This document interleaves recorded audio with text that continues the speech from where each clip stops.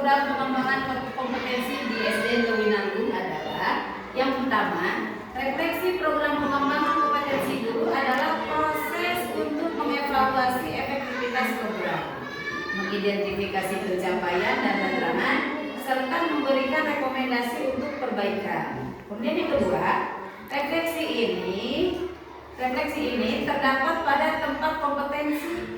Ada 4 kompetensi, yaitu kompetensi pedagogi, kepribadian, profesional, dan sosial.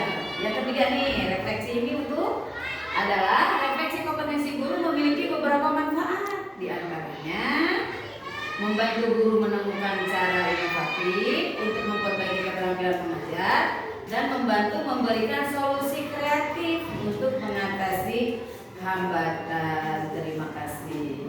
Wassalamualaikum